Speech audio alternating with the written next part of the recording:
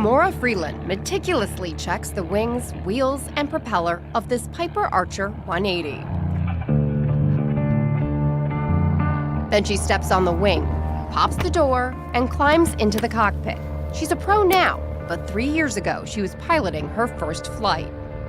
So it was just like amazing seeing the world from that view, seeing the ocean, the city in the distance. So it was just like, I could do this for a living. A goal the 18-year-old Staten Islander has her sights on, but she's setting records along the way.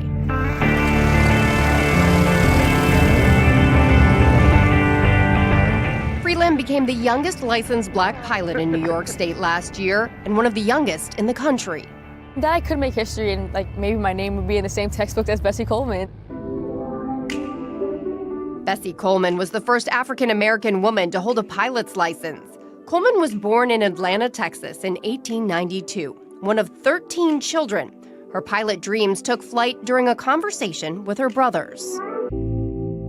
They were World War I veterans, and they recalled seeing black women pilots flying in France. And she was startled by that and just said, wow, that's it. I would like to do that. But there were several obstacles in her path. Because she was African American, because she was a woman, she really had 2 strikes against her. But it was newspaper publisher Robert Abbott who put her on the right course. He advised her. He said, you heard about these women in France. You need to go to France. After receiving her license in 1921 and taking additional training, Coleman started barnstorming. It was a popular style of flying in the Roaring '20s, involving aerial stunts like loops, rolls, and wing walking. Some viewed it as a flying circus. They just got the idea of going from town to town, farm to farm, field to field, putting on air shows, and that's how they earned a living.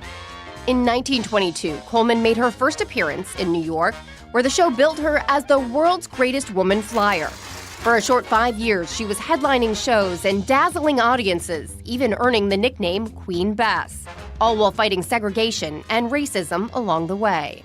Her shows were open to everyone. She did not want to perform just for black Americans. She wanted to fly for all Americans. But then in 1926, her life was suddenly cut short. She was leaning over the edge of the airplane, and the plane went out of control. And because she didn't have her seatbelt on, she fell out of the airplane. And it was so disheartening for everybody because she was really coming into her own. There looked like there was a future there. But her dedication laid the groundwork for the future, a future that includes women like Freeland.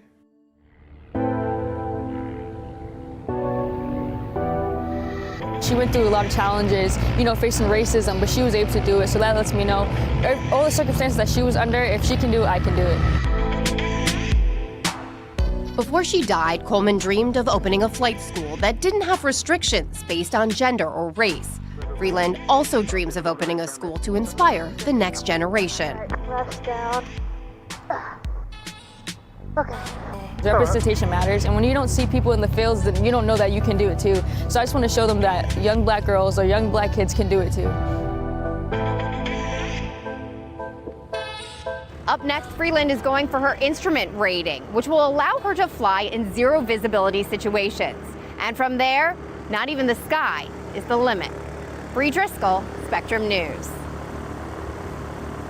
Thanks for watching our YouTube channel. For more stories in your community, click the subscribe button here. You can also download the Spectrum News app or watch us on TV for the latest information, balanced coverage, weather updates every 10 minutes, and more. We'll see you then.